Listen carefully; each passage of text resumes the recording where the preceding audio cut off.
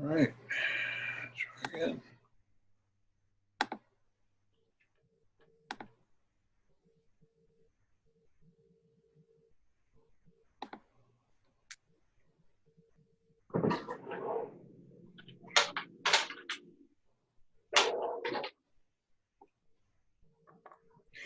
Preparing.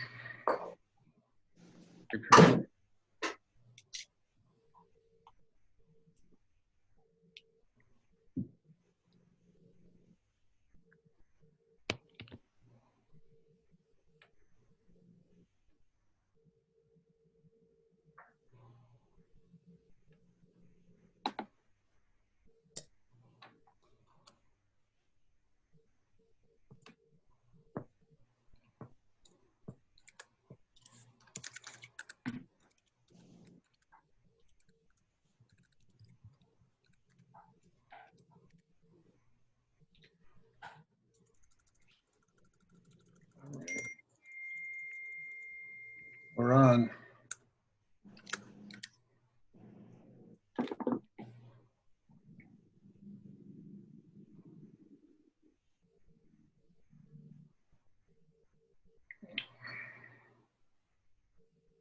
Sorry, guys. All right. Facebook's fault.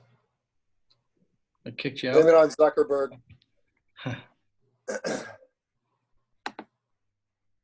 All right. Well, welcome everyone. I'm John Boquette, Associate Editor for the Newtown Bee.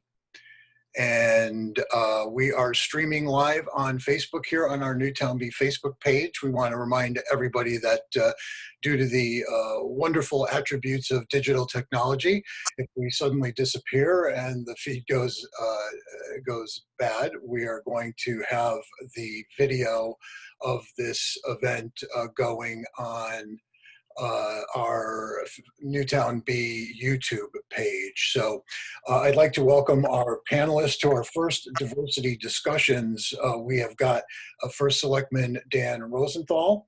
We have got Joel Faxon, who is the chair of the Newtown Police Commission. We've got Scott Sakari, who is the vice chair of the Police Commission. We also have Commissioners Joan Plouffe and Neil Chowdhury with us, and Police Chief James Adaro. So thank you all for participating. And we are going to start by speaking with Dan Rosenthal. Dan, if you wouldn't mind taking a few moments to just kind of review the ideas behind why you thought not only we should be putting these diversity discussions out there for the public, but also why it was important that we started out with representatives from the police department, the police commission. Sure. Yeah, thank you, John, for hosting this, and the Bee, and also to my colleagues on the police commission, and of course to our chief for participating today. So yeah, I think that, for me, of course I was outraged by the events in Minneapolis of now, 3 weeks ago. And I, really been sort of, thinking about how, we can try to best address things locally. And I think that, oftentimes I think, we're influenced by what we see sort of nationally. If people follow politics at all, it's national politics. When I think local government has probably the biggest impact on people's lives. And yet we interact with it very little. There's no fence around the municipal center. You can come into my office and visit with me, call on the phone. Local government, if someone doesn't live on your street that's in local government, they're probably the street over. So, all politics is local. I think Newtown, benefits from having an elected police commission. So the oversight and control of our police department rests in the hands of civilians. The 5 members of the police commission are elected. They work with the chief to set policy in the police department. They're involved with hiring and firing officers. They're the ones that actually hired and had the good wisdom to hire the chief that we have now. So I thought that, we should really be constructive in terms of trying to show the community how they can interact with local government to bring about the changes that they wish to see. And I think it's not just about, we started with the police department, But all this, does not rest on the police. We have to be willing, government and police work. It's a constant improvement business. So we have to be willing to examine ourselves, talk about things. So this is not a check the box effort by any stretch. I expect this will be a number of conversations that we have stretching out, for the foreseeable future. So this is not by any means meant to be a one and done exercise. And I'm encouraging the same to take place from our school leadership. I want to do something similar with our planning and zoning and fair housing, folks, just so that, again, people get a good sense for who the folks are involved in a lot of the decision making in our community, and also how people can best interact to, again, examine and also try to bring about, the changes people wish to see. So Excellent. thank you, Joan. So I'm going to start with Joan, go to Neil, then to Scott, and then to Joel. In just a minute or so, starting with you, Joan, can you talk a little bit about why you stepped up, not for an appointed position, but actually to run for election to be part of the police commission? Oh, she's muted.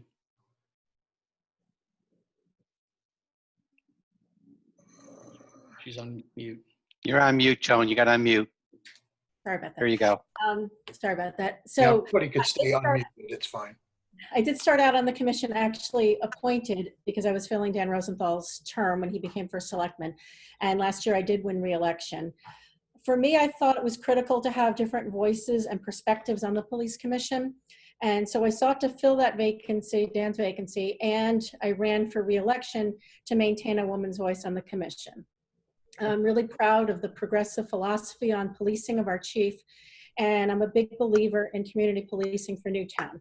I see our officers as valued partners of the community, and I therefore see them as an integral part of a successful community, which I believe we are.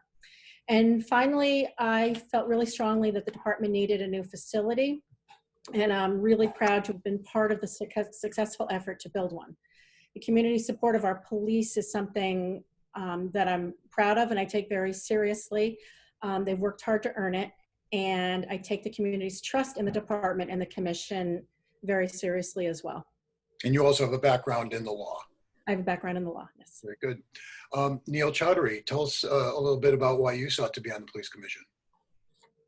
Well, I am a traffic safety researcher by trade. And the police commission, one of their roles is as the traffic safety authority for the town. I thought that was a good match.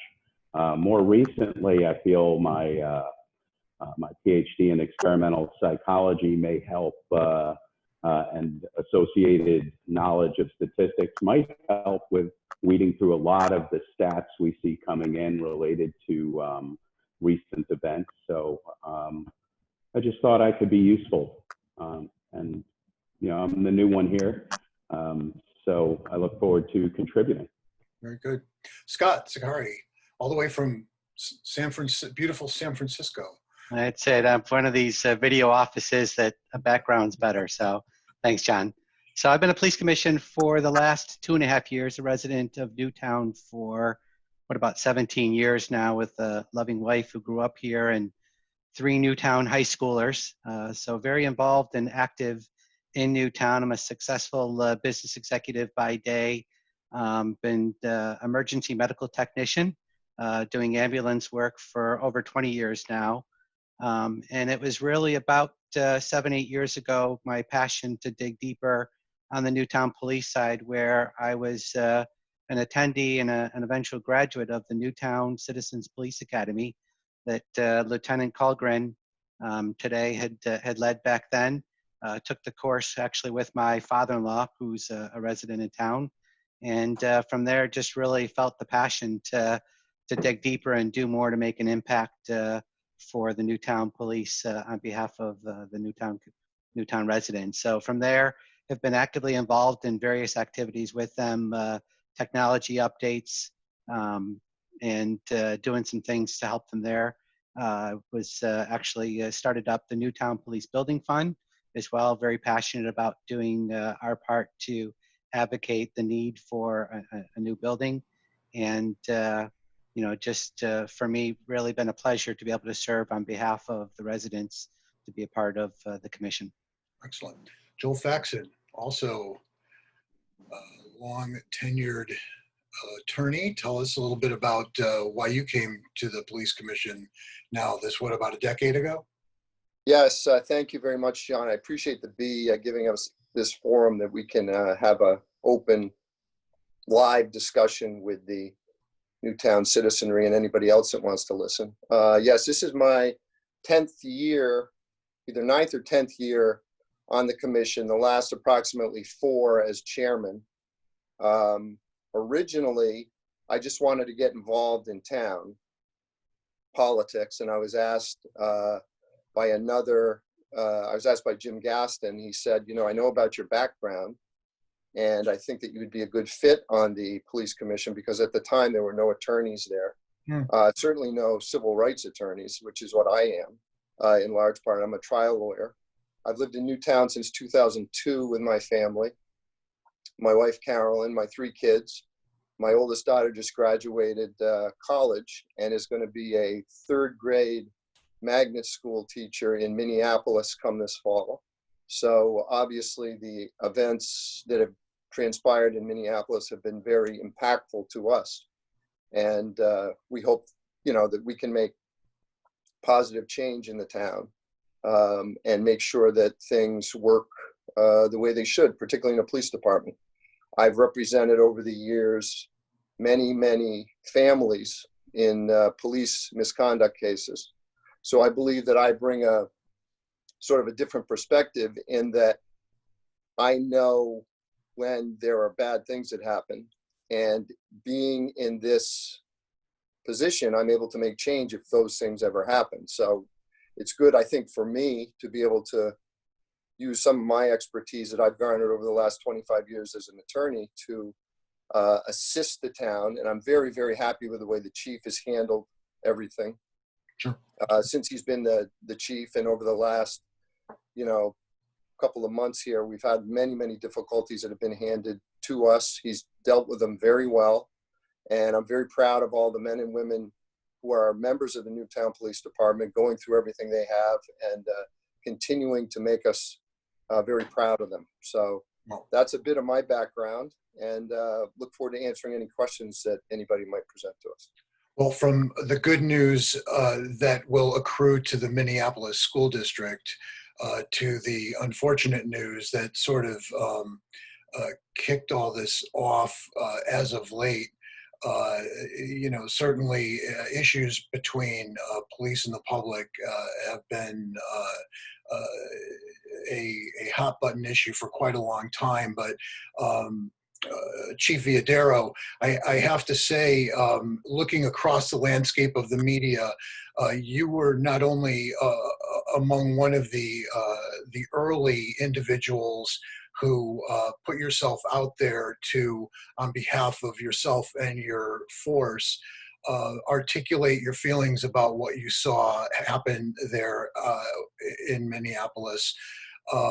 And just for the sake of anyone who might be watching, I know probably all of us who are participating in this forum share your sentiment, but if you wouldn't mind just taking a moment or two to just articulate or reiterate some of the things that you said in your Facebook post and subsequent messages. John, thank you. Like other professionals in my position, other chiefs, when I saw that video, I was outraged. I saw the video, watched it a number of times, came into work that day, ensured that my officers viewed it, and we discussed it. I was saddened by what I saw. I was disappointed in what I saw as a professional law enforcement officer. I've been in law enforcement for 35 years. I took an oath to protect and serve the communities I worked for. And when I looked at that, that what I saw there as a failure in all lines across all borders that have police agencies. We strive to be better. I took part in a lot of reforms in law enforcement, and I think a lot of other individuals in my position have done the same. And we saw that there was a complete failure what happened there, not only in the behavior of that police officer that murdered Mr. Floyd, but the other officers that stood idly by and did nothing. That angered me to the point where I was, how did that happen? We talk about transparency. We talk about accountability.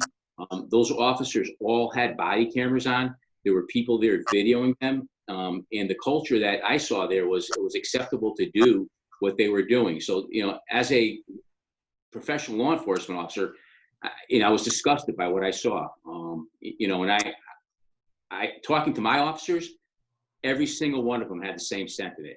And we discussed it at length. What do we need to do to ensure that we can gain back the public trust? We have to be accountable. I took an oath, and I've been in this profession, like I said, 35 years. I didn't become a police officer to hurt people. I became a police officer to help people. And when I saw that there, it completely went against, my moral fiber and the ethical oath that I took to become a police officer. And I think mostly every police officer feels the exact same way. I hope that answered the question. Still 3 weeks later, I still can't believe it happened. Yeah. And it continues to happen. Yes.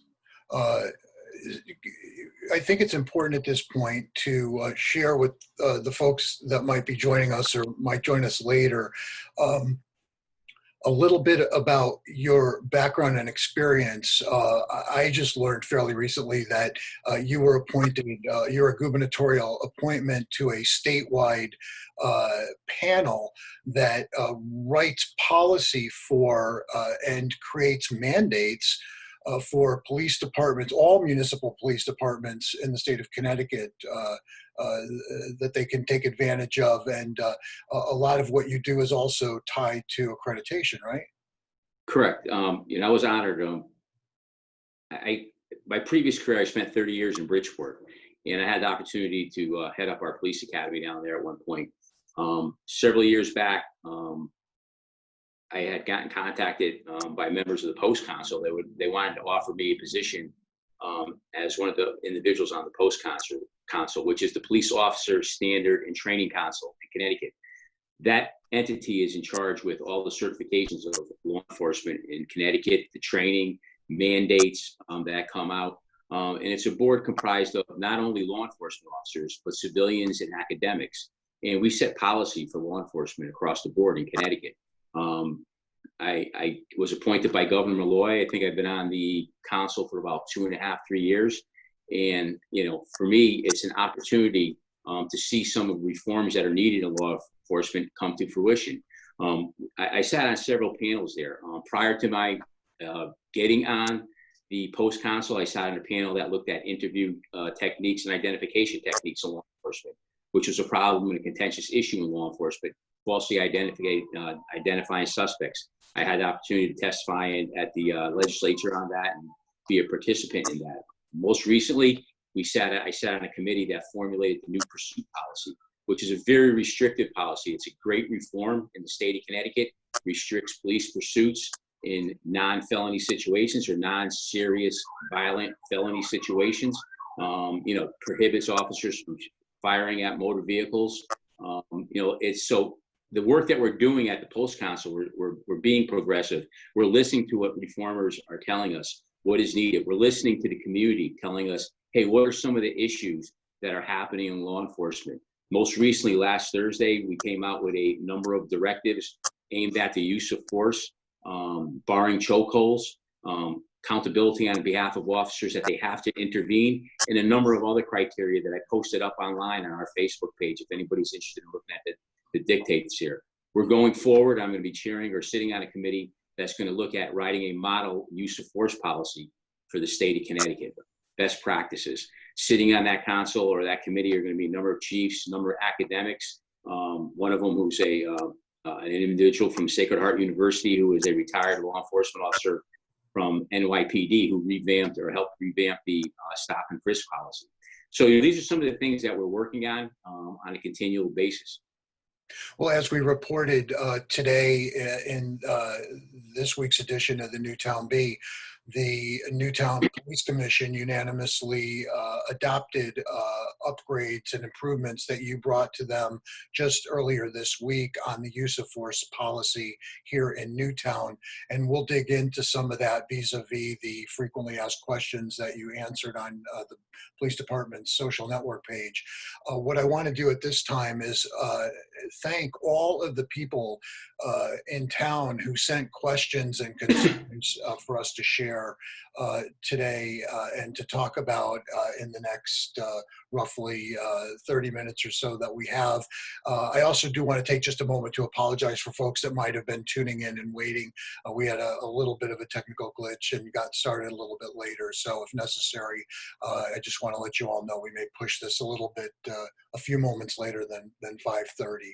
So Chief, and for any of the commissioners or Dan, our first selectman who might want to weigh in, the first concern came from someone who wanted to know what recourse might be available for a citizen who is what the word they use is accosted based on the color of their skin in the Newtown community, as there have been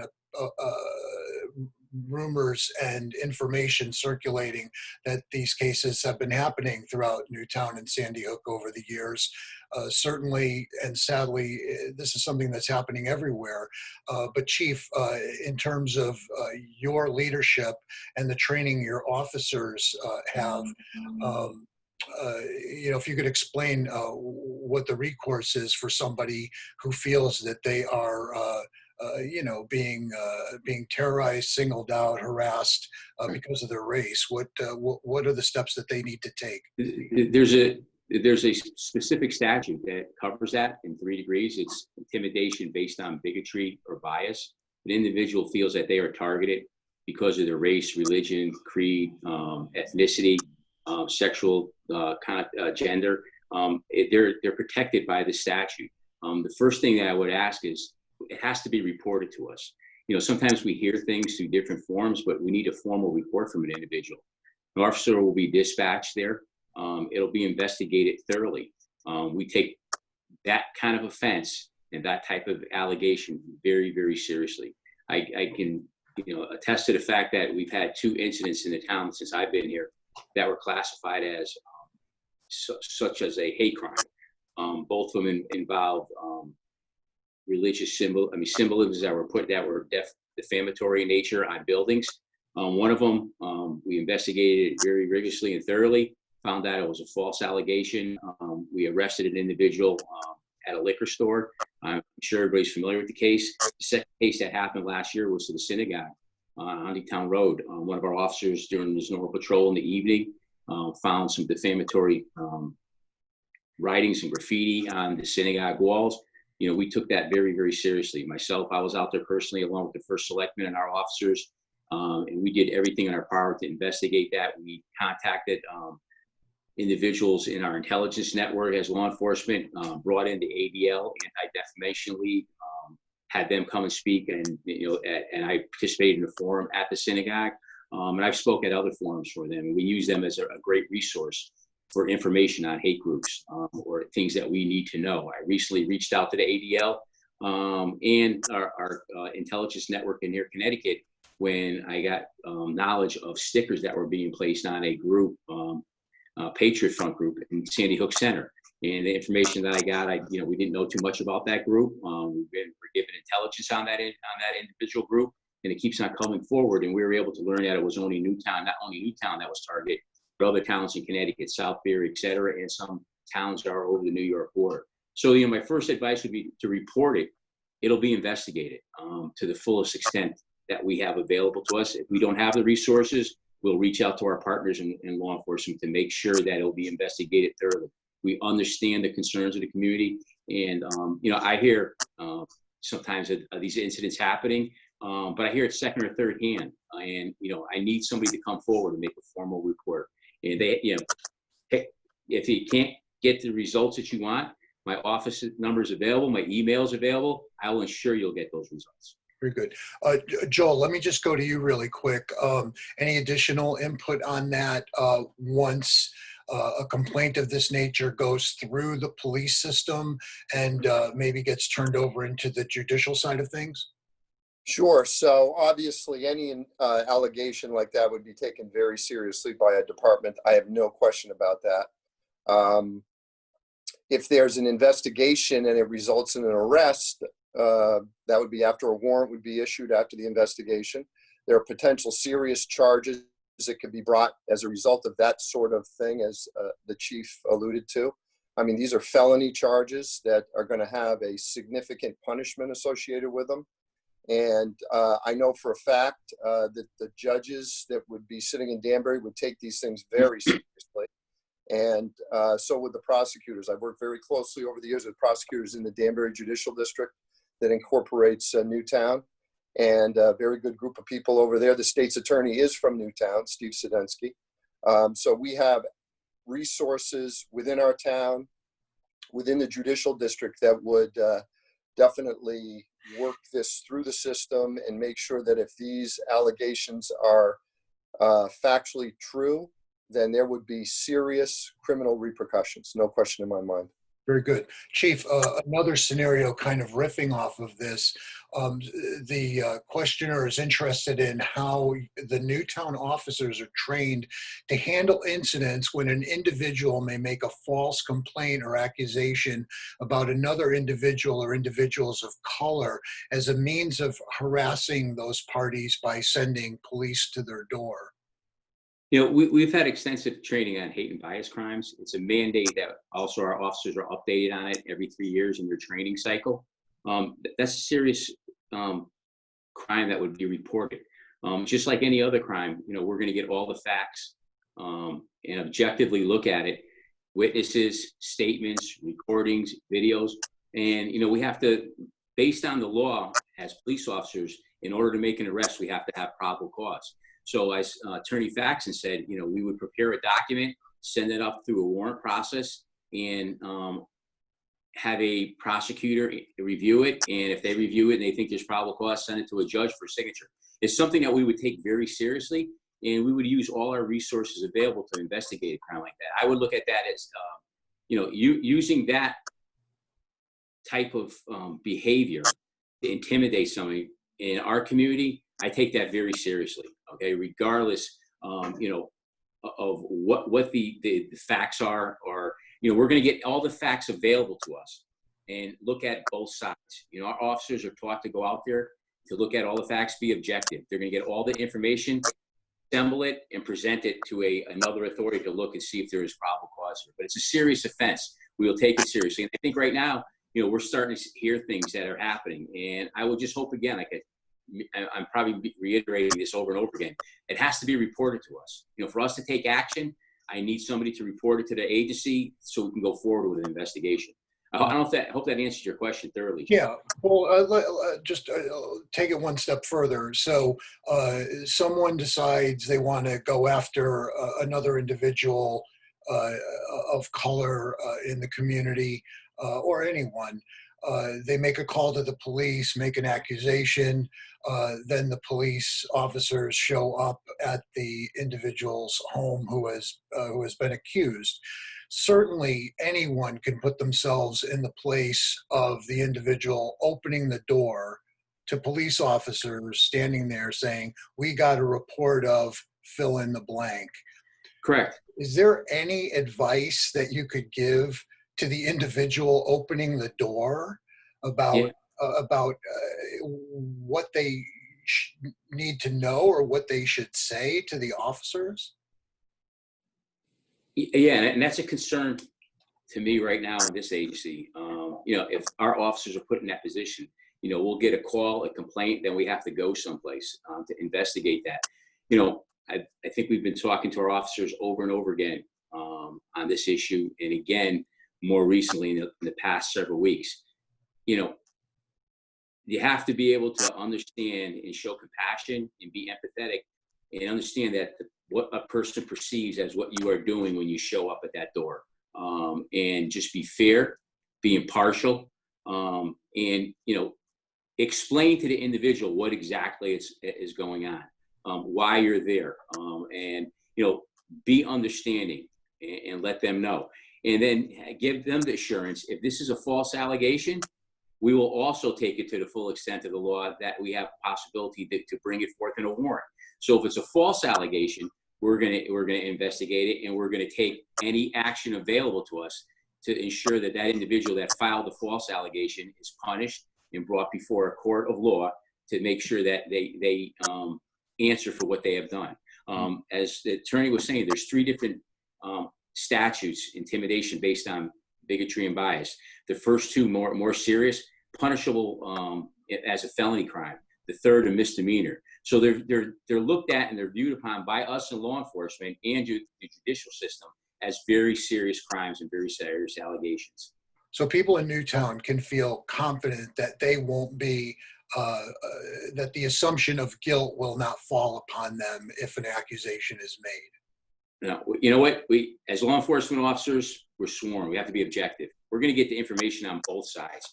And, you know, the trust that I'm trying to instill in individuals there, we're not the ultimate authority. You know, we'll compile those facts and we'll use all the resources available to us. There's another entity that's going to review it and look at it and see if there is a crime that has been committed. And if they don't feel that they're getting the right result or the right recourse from this agency, there's civilian oversight that they can bring it to as our Board of Police Commissioners or other entities. It's all about building that trust. And I understand sometimes there's this mistrust of law enforcement. We have to own a great deal of that. And it's my job as a chief and our job as the agency to rebuild that trust, okay, and ensure that we instill that trust in the community that we're serving. And the final point, would the individual who is falsely accused need to make a complaint or a cross complaint? Or if it is found that that individual was falsely accused, then it accrues to the police agency to carry on. Yeah. For the individual that was falsely accused, if the facts are there that we can establish they are falsely accused, we will pursue that to the fullest extent of the law. Absolutely. Very good. Next item of discussion is regarding racial profiling, or the concern of racial profiling tied to traffic stops in Newtown. I understand from an email that you just sent me earlier today that there is some information that might still be circulating out in the public eye that may not be particularly accurate. Can you speak to that as a general issue and key in on where the department stands since you arrived in regards to that? Correct, John. You know, John, I'm very happy that that question was asked. It's been asked of me numerous times since I've been the chief. And I've got a lot of information I'd like to share, and some of it I've also put up on our Facebook page and up on our website. And I took over as chief in January of 2016. And there was a big list that was given to me by the Board of Police Commissioners. And I also set up a strategic plan and some of the things that I would like to see. And, you know, one of the things that, you know, that was brought to my attention when I first became a chief was the number of motor vehicle stops that were being conducted by the Newtown Police Department. And, you know, I received a lot of information from residents in town saying, hey, we've been stopped multiple times by officers in Newtown. And, you know, yeah, they're doing their job, but it's, you know, it seemed like, you know, that was their main focus of law enforcement in the town. As I got here in the agency and I delved in a little bit further, I realized and I was told that there was a directive that on a daily basis, officers had to perform at least 2 motor vehicle stops to be in compliance with their performance standards. You know, so basically it was a mandate of performing 2 motor vehicle stops. And, you know, I looked at that and I was like, well, I'm not so concerned, you know, with the number of stops that we do. You know, I'm more concerned with the quality of stops that we do, and they're in response to what the community wants from us. Speeding in a specific area, an area where there's a concern. Not to just go out there and surely generate numbers of activity, which are not having a direct impact on making our community any safer, or the perception of our officers were a little bit overbearing, or possibly, you know, going out there and just stopping anything that moved. This report for 2015 and 16, which came out in 2000, I think the date of release, I got to look back at my notes, was released in 2018, were traffic stop statistics for 2015 and 16. During that year, there were over approximately 5,500 motor vehicle stops done in the town of Newtown by our officers.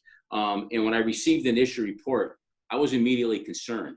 We are identified in one criteria area, which is called the Veil of Darkness, where the report basically stated that Hispanic operators were 2.3% more likely to be stopped during daylight hours than that of the benchmark data for the rest of the community. As chief of police, it immediately concerned me, and that we were identified in that area. And there was 6 other towns that were named there, one of them being an adjacent town to us, which is Monroe. And, one of the first thoughts that, came into my mind was, hey, that's kind of a coincidence that we were both identified. We both share some of the same corridors of traffic, which is Route 25 and Route 6. So what I did was I immediately reached out to Ken Barone, the project manager for the Racial Profiling Prohibition Act project. And I said to him, Mr. Barone, we want to meet with you one-on-one as an agency.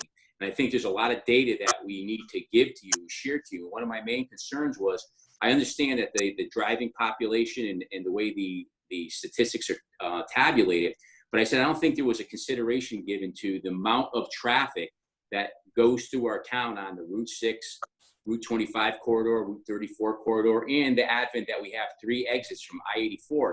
And that attributes to a different demographic that travels through our town than just our driving population that resides in Newtown. So we met with the researchers on several occasions. We gave them our enforcement strategy information. We went through every single motor vehicle stop with them done by every officer.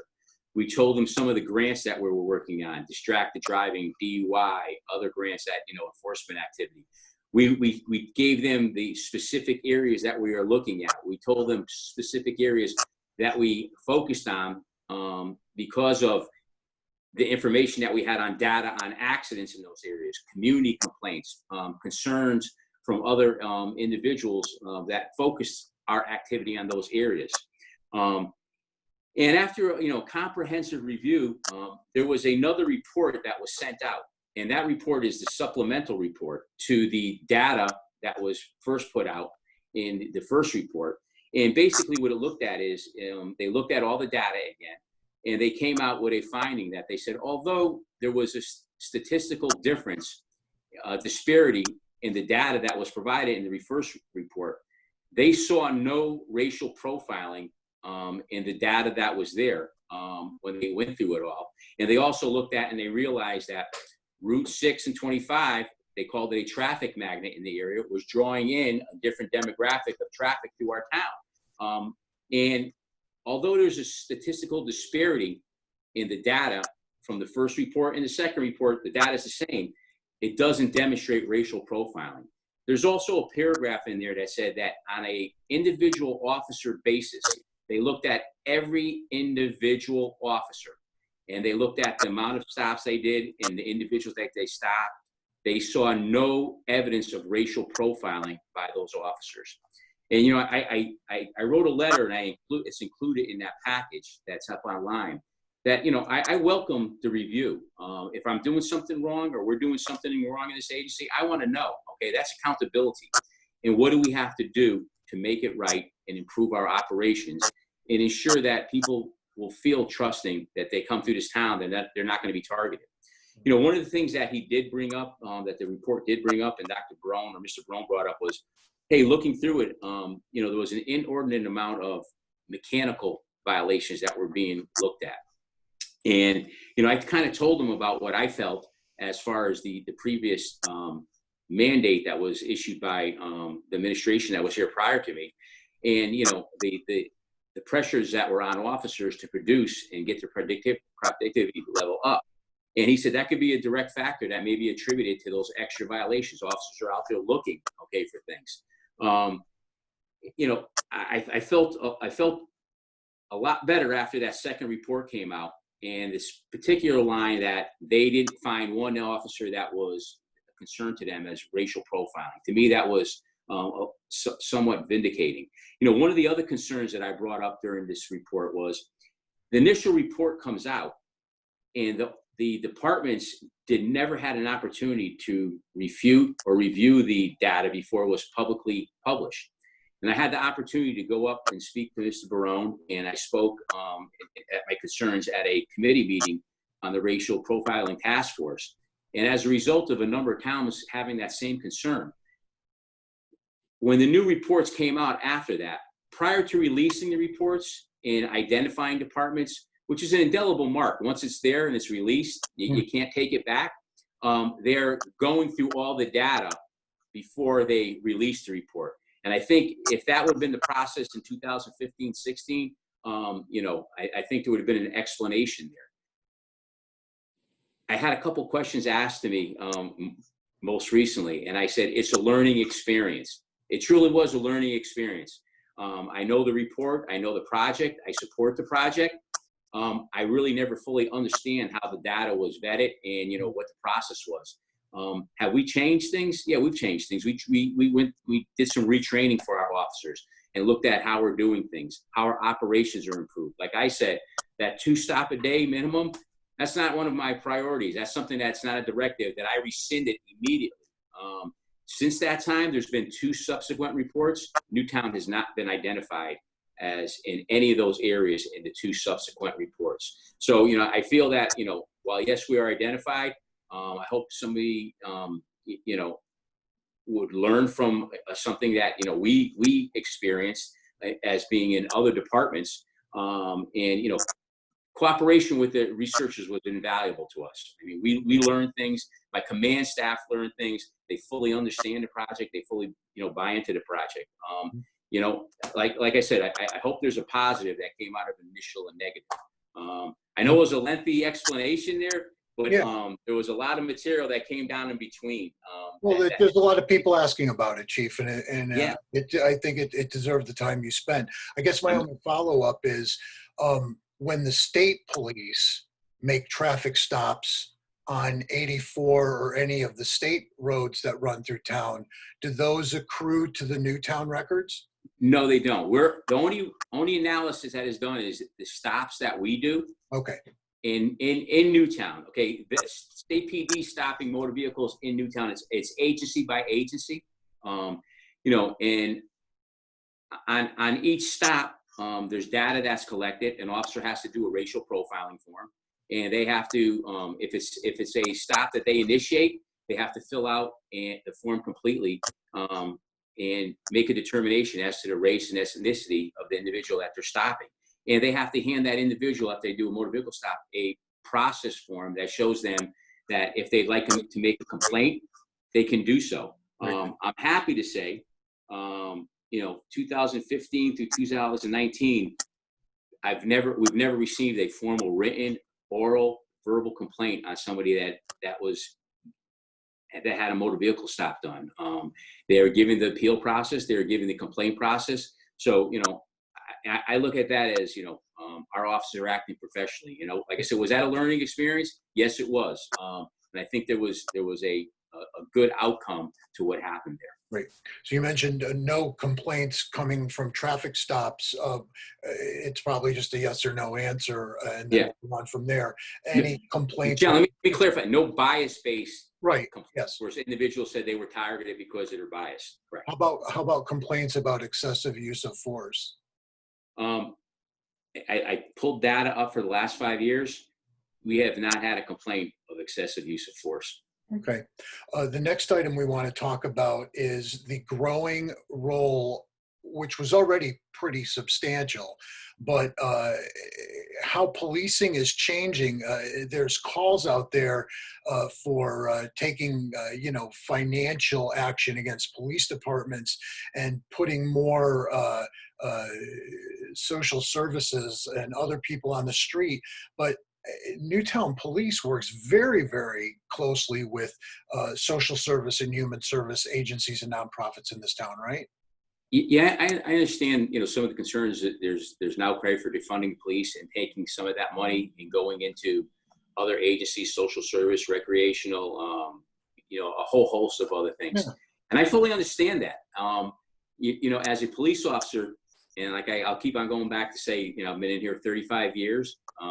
I've seen changes in law enforcement, and as other areas in government or social services have lost their funding, the responsibilities have fallen on the shoulder of police department. You know, we are the entity that we're the gatekeepers for mental health issues that occur, social services issues that occur, child care, child complaints, Department of Children and Families. You know, as they come through, we're the filter, we're the gatekeeper. We work 24/7. So those responsibilities have increased for police departments. You know, one of the things that I put up online, all our officers are critical incident trained, and basically that's a formal program that our officers are trained how to deal with individuals with mental health problems. You know, de-escalation training with those individuals, identifying problems, follow-ups. We have a clinician from Department of Mental Health out of Danbury Hospital that's in our department once a week. She works with social services. She comes, she does ride-alongs with a couple of our officers, and they do visits on homes that we know there's issues going on there. So, you know, that's something, there's a lot of responsibilities that have been placed upon law enforcement. And, you know, we're forced to do a multitude of things, not only enforce laws and be the public servants that we're sworn to be, but, you know, there's a little bit of different things that we have to be trained in and we have to be good at. Well, speaking of that, talk to us a little bit about the latest generation of de-escalation training that Newtown officers are availed of. Yeah, I mean, you know, one of the tenets of the critical incident training program is de-escalation. So its focus is on mental health, but that translates into everyday activities with law enforcement officers. That's something that we train our officers with. We do scenario-based training. We do training with de-escalation when we do our use of force updates every year with our officers, and we train at the range. We do scenario-based training. I just had the opportunity to talk to a group that I'm going to bring into Newtown from Virginia. And I met an individual several years back that a name of a group that came up, and I'm going to bring a training cadre in to do de-escalation training for our officers, specifically in Newtown. This group has got a reputation that I think is second to none. And the Attorney General in Virginia mandated that every officer in Virginia take this training, this de-escalation training. So within the next several months, we're going to do some additional training in de-escalation. I talked to several of my training officers here. You know, we talked about scenario-based training on de-escalation. We're going to do that and incorporate that into our training classes that are coming up in the next several months. Very good. So it's something that, you know, I think a lot of people hear the words out there, you know, what are we doing? I think it's something that we have to continually focus on, okay? Yep. De-escalation, you know, using no force, okay, or the minimal amount of force that you need to use. You know, there's no winning using force in an encounter. You know, if everybody can walk away happy, that's the end game in law enforcement. You know, I think some of these incidents that you see escalating is, you know, maybe the officers don't have those tools available to them or didn't have the training. And I think it's something that we have to do on a day-to-day basis, instill in our officers, this is where we need to go. Very good. We've got a couple of questions about the opportunities or the attempts for recruiting a more diverse force of officers here in Newtown. Certainly, we've just seen in the past week a huge step up on the part of the state, including a new round of PSAs and TV commercials to try to put the word out to people of color and women to become more involved and consider careers in law enforcement. I was driving up Route 25 in Newtown today, and I saw a billboard with I don't think it was a recruitment poster, but it was a law enforcement officer of color portrayed on the billboard, you know, certainly sending a message that it's be part of the change. Yeah, a great opportunity to have.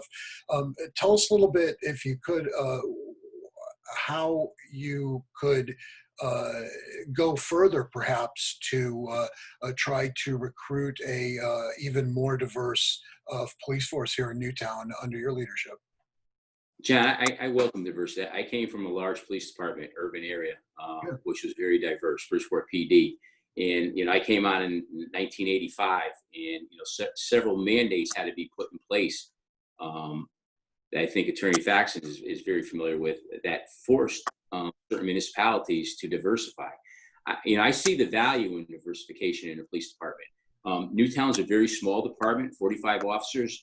I haven't had the opportunity over the last 5 years of having to hire a number of officers, the positions as they become vacant. But, you know, we are actively recruiting. We use policeapps.com. The last 2 officers that we hired in Newtown with the authority of the Board of Police Commissioners was a female officer. And the last officer we hired was Brazilian. You know, he came with multiple language skills, and knowing that we are part of the Danbury area, which is a strong Brazilian population and Portuguese population, we thought that was important. I've got a vacancy now. We're advertising. I'm using, you know, all my resources. I still teach at the Bridgeport Police Academy. I've made a lot of bring the hook with you when you go. I'm bringing a hook with me, and I recognize the need for diversity now more than ever. And I think it just builds a healthier department, and it builds that trust in the agency, you know, from the community. And, you know, we're actively recruiting. I had the opportunity to talk to one of my counterparts today, is Pat Rittenauer from Danbury. And Pat is an African-American chief in law enforcement, and his reputation is second to none. I use him I go to him for advice all the time, and vice versa. And I said, Pat, you know, are you having difficulties, you know, in these areas? And he says, Jim, it's a hard thing to recruit. You know, it's hard enough now. Nobody really wants to get into law enforcement. And to get a diverse population also in there, it's becoming increasingly difficult. I gave him our recruitment flyer, and he is going to give it to several organizations that he belongs to, one of it being Noble. It's an organization of African-American law enforcement executives, and another group that he belongs to.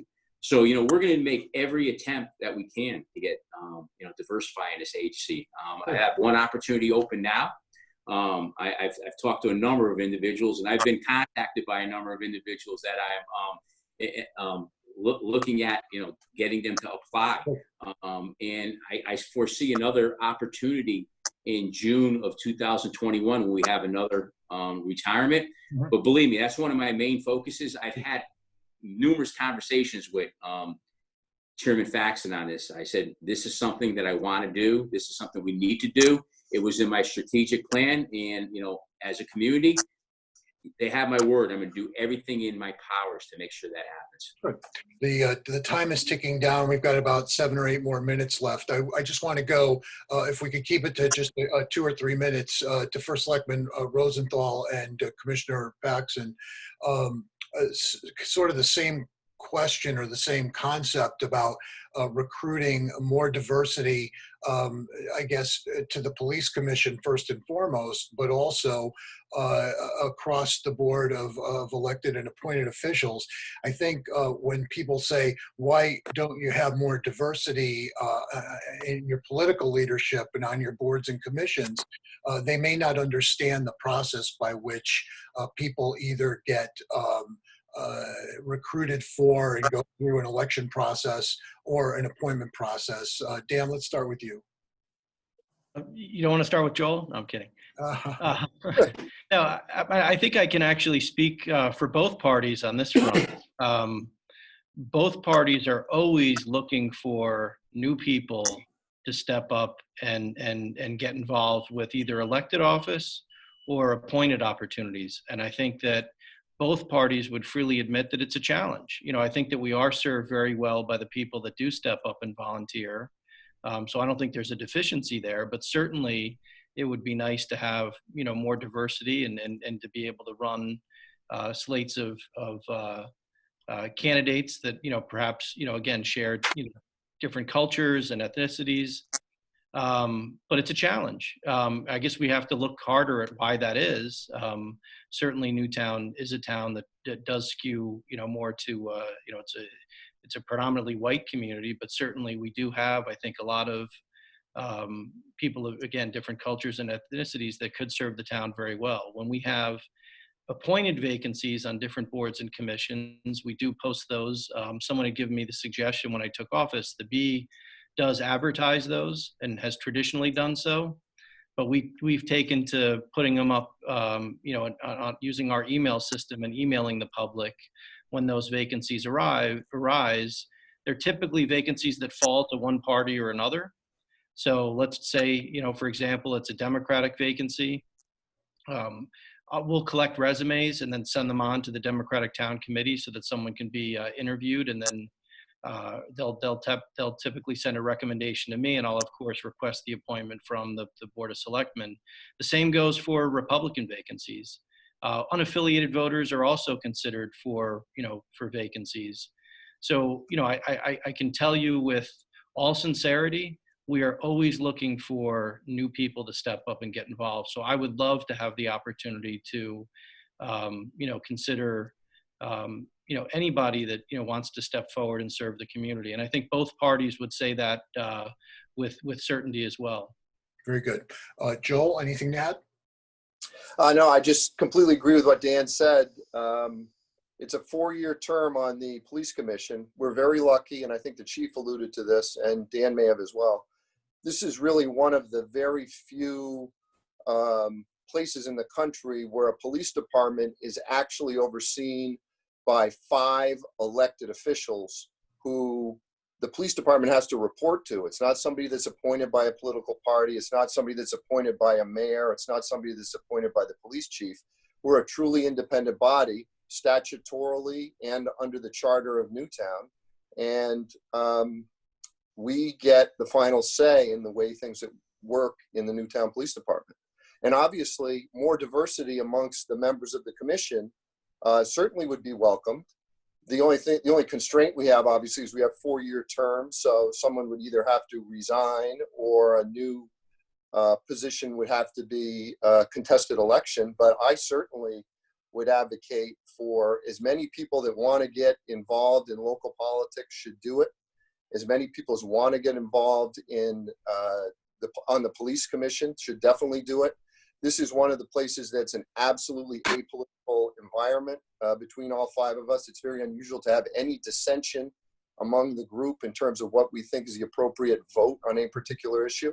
And we listen to all sides. And the one other plug I'm going to give is the first Tuesday of every month for the last 10 years or so, I have spent either chairing or being a significant part of the police commission meetings that are all public.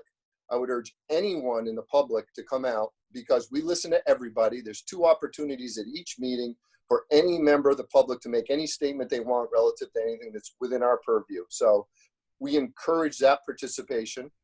It may not be, given the election cycle, that we can get other people in here right now, but you certainly can participate simply by coming to our meeting, and we take seriously everything everyone says, and we give them as much time as they want to say it. So we're a completely open, transparent body, and we love to hear from the citizenry. Right. Joan, did you have a point? Yeah, I just wanted to mention, I wanted to echo basically what Dan was saying, because I am chair of the DTC, the Democratic Town Committee's Candidates Committee. I'm also vice chair of the Democratic Town Committee, and we would love to see some diversity. Our doors are open, and we would love to have people join us, check us out, and we would love to have a more diverse slate running for office. Right. And aside from the 4 police commissioners, we do want to acknowledge Andy Sachs, who's also a police commissioner here in Newtown, who could not be with us today, but he sends his best wishes, and I'm sure he echoes many of the sentiments that have been shared today, or will after he sees the replay. So finally, we can start with you, Joan, and pick up on that chain. I just want to go around to the commissioners, and in the last couple minutes that we have, just take a very brief opportunity to talk a little bit about why you believe Newtown Police Department's policies and procedures really serve everyone who lives, works, and visits or commutes through Newtown in a very proud and respectable way. We believe in community policing, which means that the police are an integral part of our community. And as the chief said, we're not here, the police are here to help and to serve and to protect. And I'm very proud of that. We are constantly reviewing policies as need be. And I have a lot of confidence in our chief and in our policies that we are always up to date on the newest and best police practices. How about you, Neil Chowdhury? You've dealt with a lot of law enforcement people in your work. Tell us a bit about your thoughts as we say farewell today and reflecting on the police department you are now partly charged with overseeing. Yeah, even before I was on this commission, I'd worked with Newtown Police Department, with mostly from the data end of things, looking at their data. But everybody's always been very cooperative, and I've appreciated that. I've done a good bit of volunteer work, so even through the schools I've interacted with our police department, always very impressed. One thing I did want to mention is the policy we just voted on a few days ago.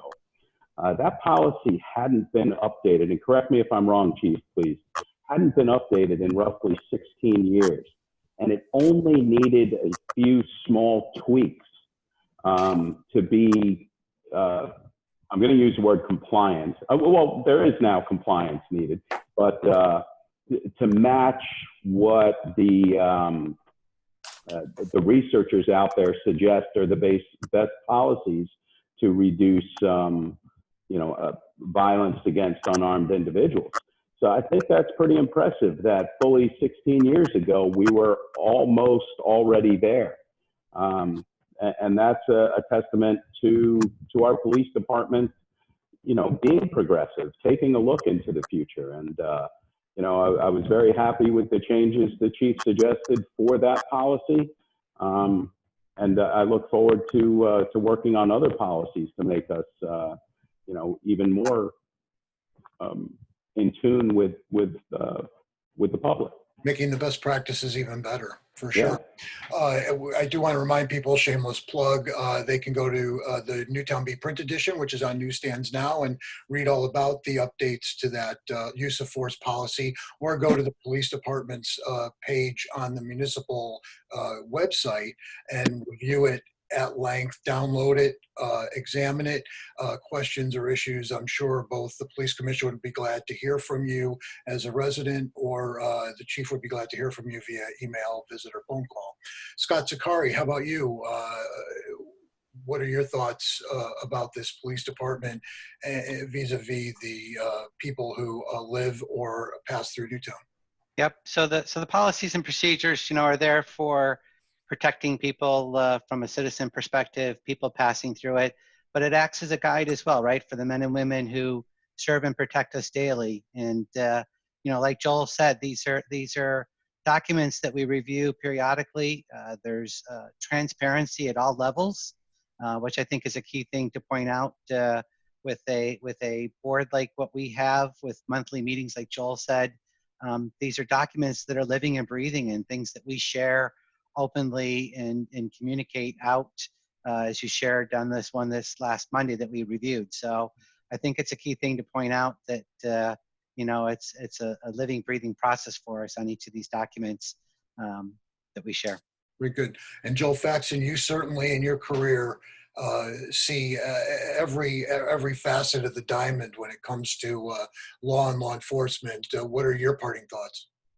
Right. So every day in the court system, I seek justice for people who have been wronged. That's what I do professionally, 24 hours a day, 7 days a week. So the least I can do here is to make sure that the town of Newtown is held to the highest standards, because in my experience, I've found that the places where bad things happen are places where the training is poor, the follow through is poor, and there's no oversight. I think we have all those grounds covered here. I'm confident we have all those grounds covered here. And we're represented by an excellent chief and an excellent group of men and women in our police department. So that's what we do. We can make a promise to the town that no stone goes unturned, and we keep track of everything. And anybody that has a complaint, a concern, an idea, an opinion, they can seek out you or a member of the police commission and speak to them offline. They don't they don't have to show up at a meeting and testify in public, they can reach out to any member of the police commission or the chief or the first select. No question about that, but we certainly encourage people to come first Tuesday of every month to our meeting. As soon as the COVID-19 restrictions allow, it's going to be in person for everybody. We hope that's sooner rather than later, but at a minimum, they're all live streamed and will be able to be listened to and people can ask questions. So we encourage that to everyone, everywhere. We'll listen to anybody. Thank you.